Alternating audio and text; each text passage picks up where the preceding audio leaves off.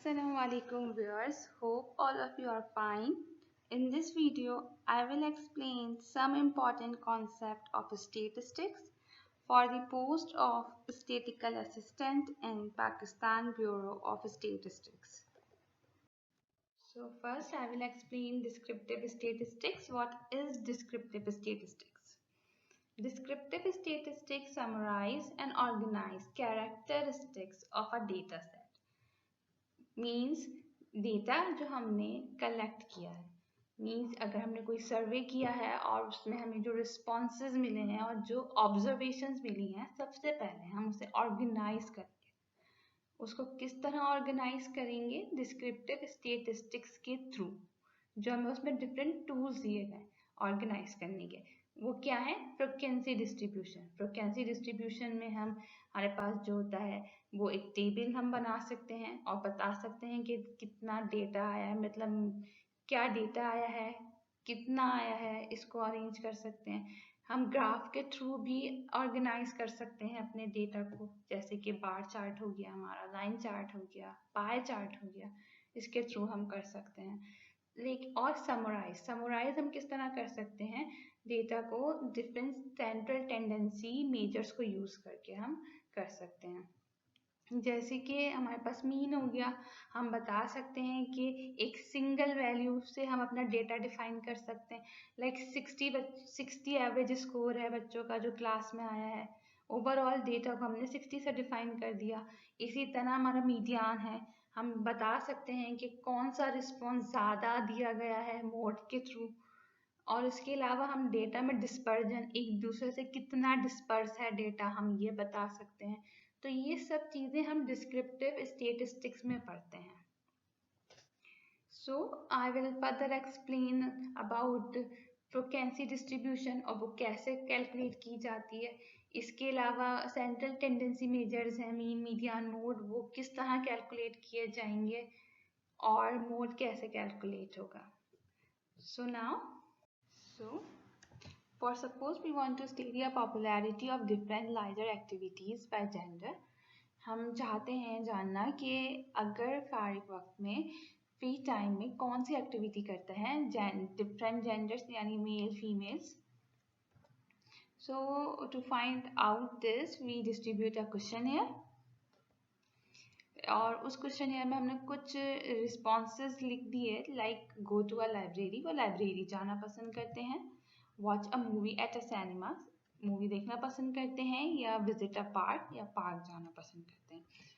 फिर हमने क्या किया? Then we asked participants how many times did they each of the activity in the past year. Means हमने उनसे पूछा कि जो एक्टिविटी वो करते हैं उन्होंने कितनी दफ़ा की है पास्ट ईयर में। नाउ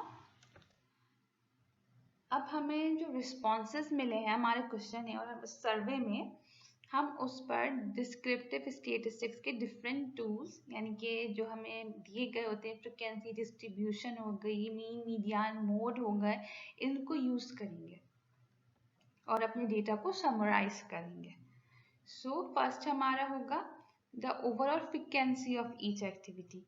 इट मीन्स हम यूज करेंगे फ्रीक्वेंसी डिस्ट्रीब्यूशन और फाइंड आउट करेंगे कि जो मेल है वो कौन सी एक्टिविटी को कितना प्रीफर कर रहे हैं और फीमेल जो है वो कौन सी एक्टिविटी को प्रीफर कर रही हैं, और कितनी कौन सी एक्टिविटी ओवरऑल ईयर में कितनी बार रिपीट हो रही है। तो फ्रीक्वेंसी डिस्ट्रीब्यूशन से बेसिकली हम मालूम करते हैं फ्रीक्वेंसी मतलब कितनी दफ़ा रिपीट हो रही है हर activity. Now the averages for each activity, मतलब हर एक्टिविटी, अगर कोई सिनेमा जा रहा है तो वो कितने लोग हैं जो सिनेमा जाना पसंद करते हैं। अगर कोई पार्क जा रहा है तो एवरेज कितने लोग होंगे, कितने मेल कितनी फीमेल हैं जो पार्क जाना पसंद करती है। मतलब एक सेंट्रल वैल्यू हमें जब बतानी होती है तो हम सेंट्रल टेंडेंसी यूज करते हैं। The separate of responses for each activity means males और फीमेल्स के दरमियान जो रिस्पॉन्सेज आ रहे हैं और जो रिस्पॉन्सेज हैं लाइक सिनेमा, पार्क या लाइब्रेरी, उसमें क्या डिफरेंस आ रहा है, कितना एक दूसरे से दूर है, एक सिंपल मीन यानी एक एवरेज मीन है, उससे रिस्पॉन्सेस कितना दूर जा रहे हैं, कितना वेरिएबल हो रहे हैं, तो हम इसमें बताते हैं वेरिएबिलिटी टेंडेंसी में। सो फ्रीक्वेंसी डिस्ट्रीब्यूशन। अब फ्रीक्वेंसी डिस्ट्रीब्यूशन क्या होती है? A frequency distribution is a list, table or graph that display the frequency of various outcome in a data set. Means हम एक ऐसी लिस्ट बनाते हैं, ठीक है, तो लिस्ट बनाएंगे या तो एक टेबल और एक ग्राफ, इन तीनों में से कुछ भी एक लेकर हम बताते हैं कि ये डेटा है हमारा और ये डेटा इतनी बार जो है वो रिपीट हो रहा है। मतलब हम ये बता दें कितनी बार हमारा डेटा में जो रिजल्ट्स हैं वो रिपीट हो रहे हैं। हाउ? सो हमें डेटा सेट दिया गया है और कहा गया है these are the scores of students in a class, कि ये स्कोर्स हैं जो स्टूडेंट्स ने लिए हैं क्लास में। अब ये डेटा सेट अरेंज है ऑलरेडी, अगर ये अरेंज नहीं होता तो सबसे पहले हम इस डेटा को असेंडिंग ऑर्डर में अरेंज करते।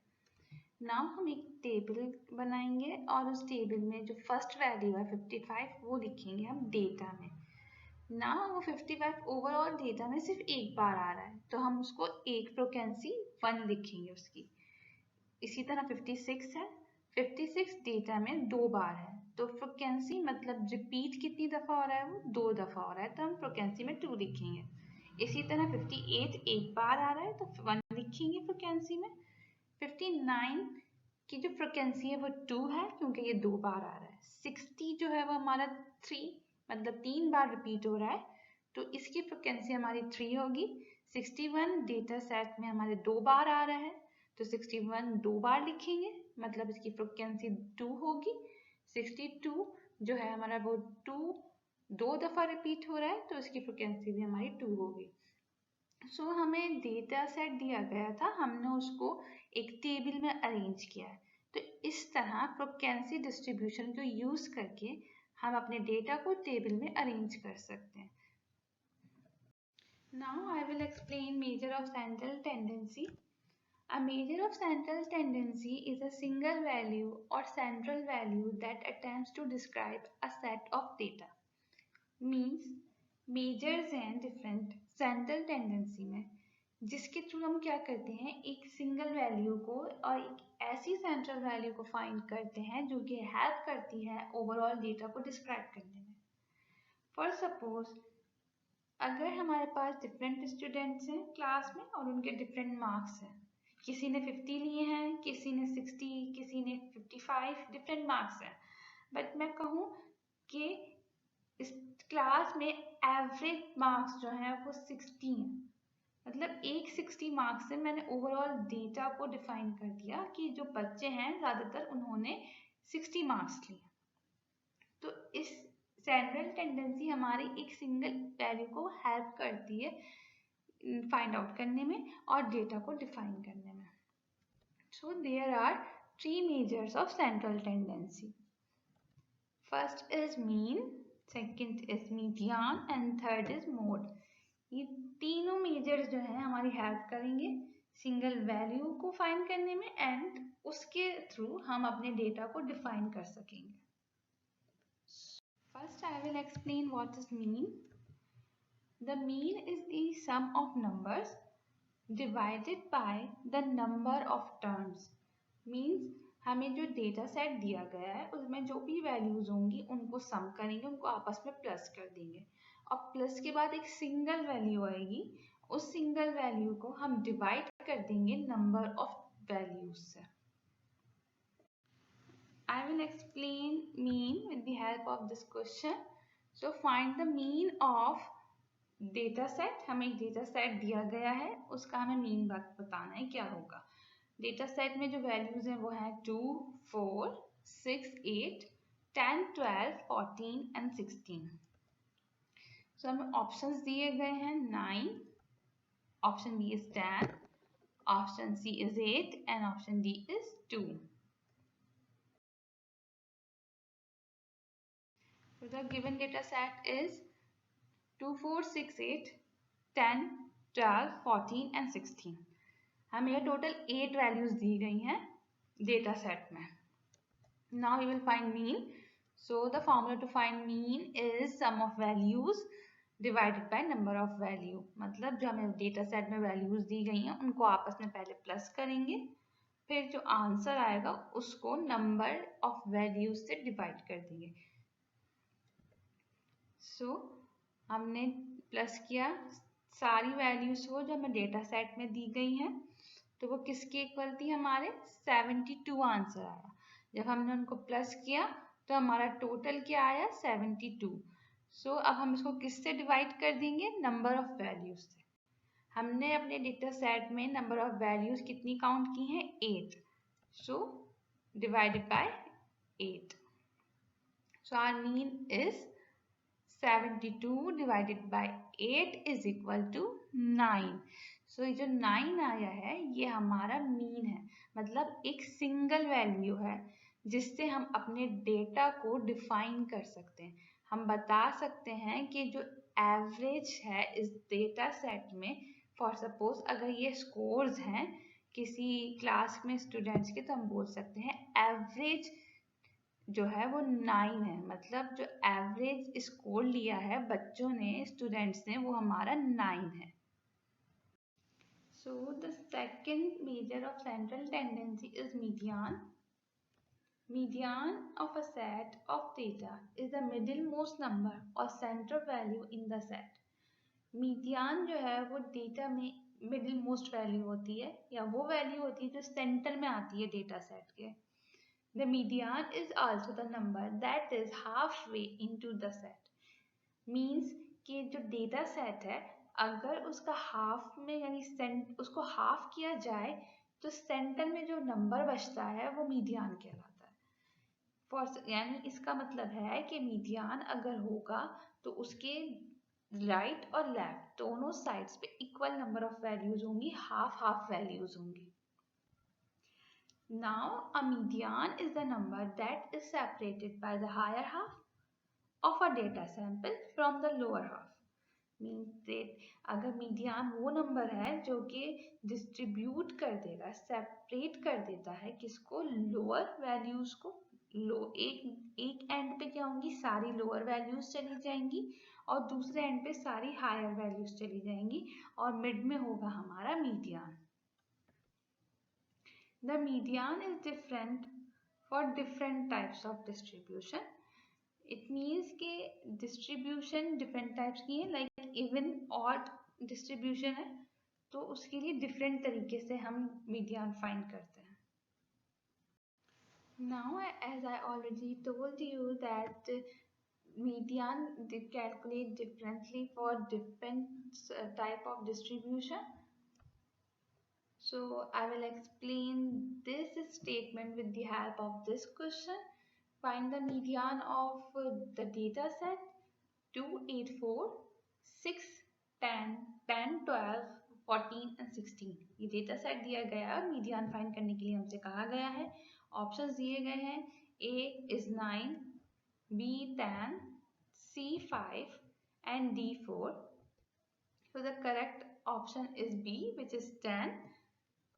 Why? सबसे पहले हम क्या करेंगे, हम पहला स्टेप हमारा जो होगा, हम अपनी डेटा सेट में नंबर ऑफ वैल्यूज को काउंट करेंगे. तो इस डेटा सेट में हमारी 9 वैल्यूज है. 9 एक ऑड नंबर है. इट मीन्स ये डिस्ट्रीब्यूशन जो है वो ऑड है. ऑड डिस्ट्रीब्यूशन के लिए हम डिफरेंट तरीके से मीडियन फाइंड करेंगे. अगर हमारी डिस्ट्रीब्यूशन इवन होगी तो डिफरेंट तरीके से मीडियन फाइंड करेंगे. सो अब इस डेटा सेट का मीडियन हम किस तरह फाइंड करेंगे, I will explain you. Now our second step is arrange the number in an ascending order. Means जो हमें डेटा सेट दिया गया है उसमें जो वैल्यूज हैं वो डिसअरेंज्ड है. हम क्या करेंगे, उसे अरेंज करेंगे असेंडिंग ऑर्डर में. इट मीन्स कि सबसे पहले हम छोटी वैल्यू लिखेंगे जो इस डेटा सेट में है, वो है 2. नाउ अब हम 2 से बड़ी वैल्यू लिखेंगे. 2 से बड़ी वैल्यू इस डेटा सेट में है 4. 4 से बड़ी जो वैल्यू है वो है 6. इसी तरह हम बड़ी छोटी से बड़ी वैल्यू की तरफ जाएंगे और अपने डेटा को अरेंज करेंगे असेंडिंग ऑर्डर में। नाउ हमारा डेटा जो है वो अरेंज हो गया है असेंडिंग ऑर्डर में। उसके बाद हम क्या करेंगे, मिड या सेंट्रल वैल्यू को फाइंड आउट करेंगे। जैसे मैंने बताया था कि मिड वैल्यू वो वैल्यू होती है जिसके जो हाफ वे करते हैं, मतलब अपने बोथ साइड्स पर इक्वल नंबर ऑफ वैल्यूज हों जिसके। अब यहाँ ऐसी वैल्यू जो दोनों साइड पर इक्वली डिस्ट्रीब्यूट कर दे वैल्यूज को, वो है 10। अब आप देखें तो 10 के लेफ्ट हैंड साइड पर भी 4 नंबर ऑफ वैल्यूज हैं जो है 2, 4, 6, 8, और 10 के राइट हैंड साइड पर भी 4 नंबर ऑफ वैल्यूज हैं जो है 10, 12, 14 और 16। सो इसने हमारे लोअर हाफ डेटा सेट का लोअर हाफ को और हायर हाफ को डिस्ट्रीब्यूट कर दिया। सो 10 इज अ मिड वैल्यू और इसको हम मीडियन भी कहेंगे।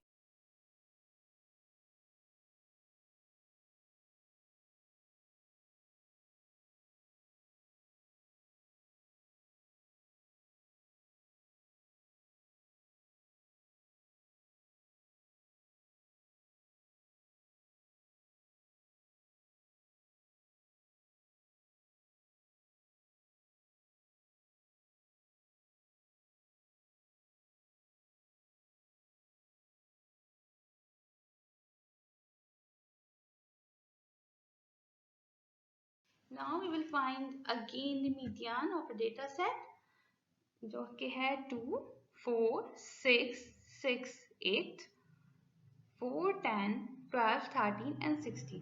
ये हमें एक डेटा सेट दिया गया है और हमसे कहा गया है कि मीडियन फाइंड करें।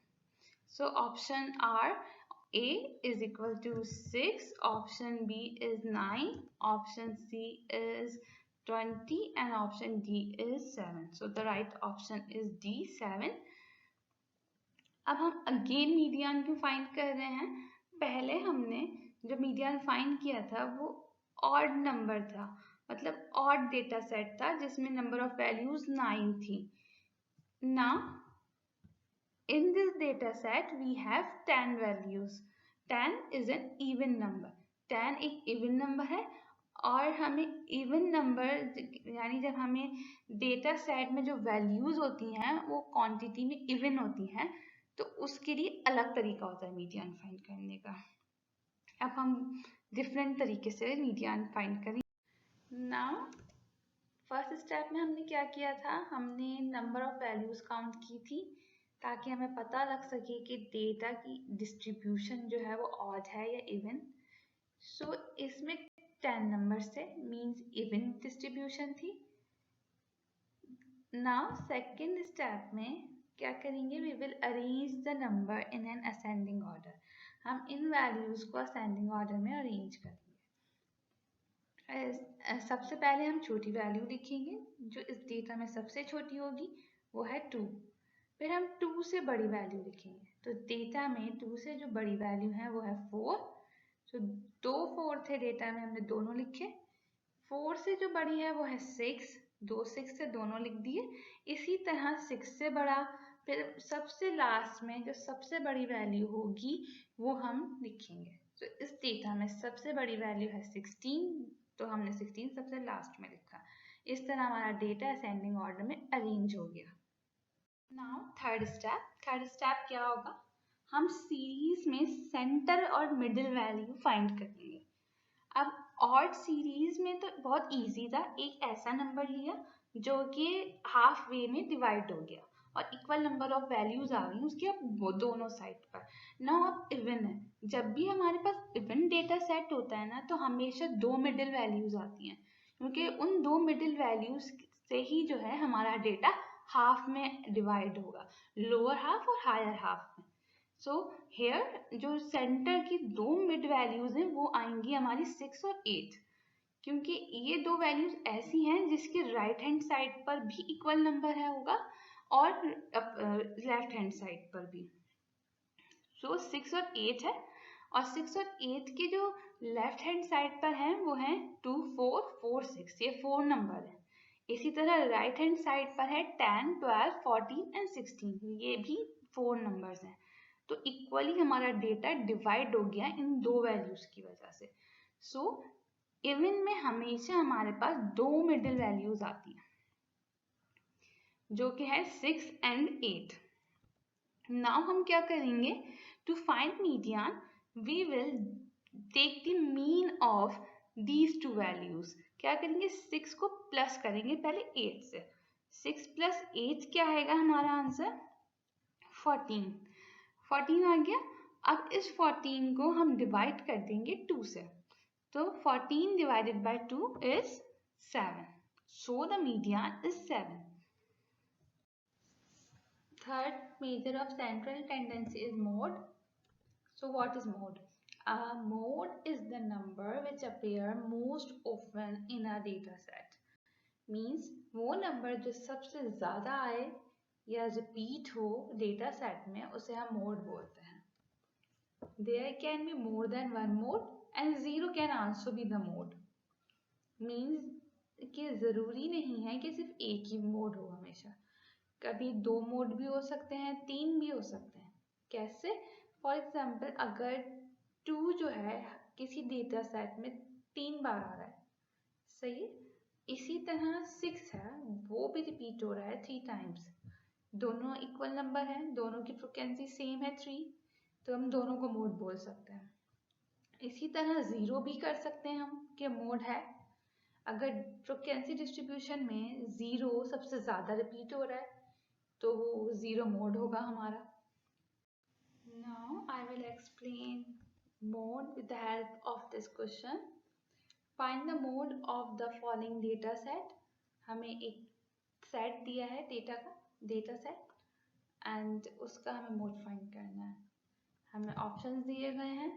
Option A is 62, B is 61, C is 68 and D is 58.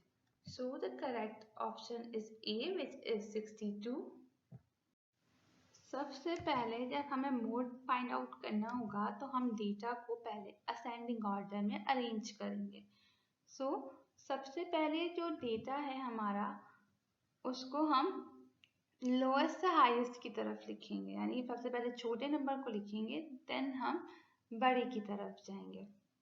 तो सबसे पहले हमारा सबसे छोटा नंबर है 55, सो हमने वो लिख दिया। देन 56, अब 56 हम देखेंगे और कहीं तो नहीं है, तो हमारे पास 56 और हैं, तो हम 56 के बराबर में 56 ही लिखेंगे। तो इस तरह हम डेटा को अरेंज कर देंगे।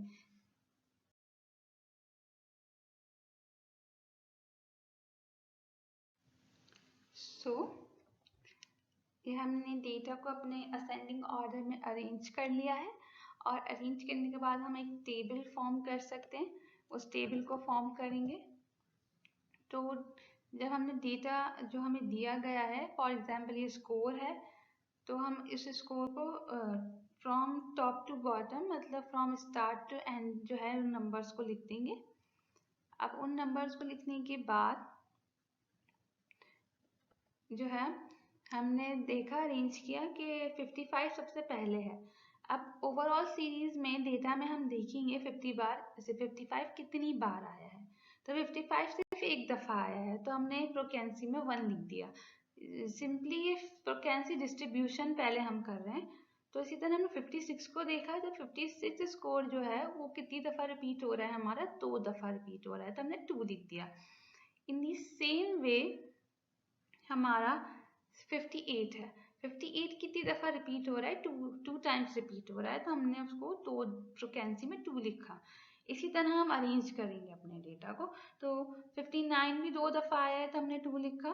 इन दी सेम वे 60 जो है वो एक दफ़ा आया तो हमने फ्रीक्वेंसी में 50 के सामने 1 लिखा।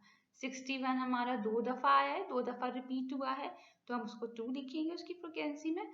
62 हमारा जो है वो 3 दफ़ा आया है डेटा में, तो हम उसको 62 को 3 लिखेंगे, मतलब 62 के सामने जो उसकी फ्रीक्वेंसी है, मतलब जितनी दफ़ा वो रिपीट हुआ है वो 3 लिखेंगे। 64 एक दफ़ा आया है, 65 जो है वो हमारा 2 दफ़ा रिपीट हुआ है। इसी तरह 67 है वो एक दफ़ा और 68 हमारा 2 दफ़ा रिपीट हुआ है। सो अब मोड क्या होता है? मोड वो नंबर होता है जो मोस्ट रिपीटेड होता है, जो सबसे ज़्यादा दफ़ा आता है। हर नंबर के कंपैरिजन में सबसे ज़्यादा रिपीट होने वाले नंबर को हम मोड कहते हैं।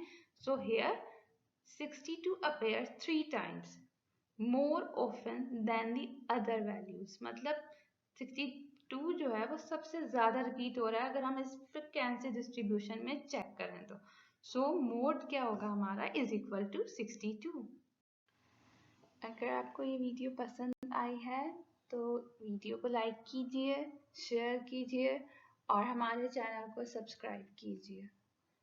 Thank you.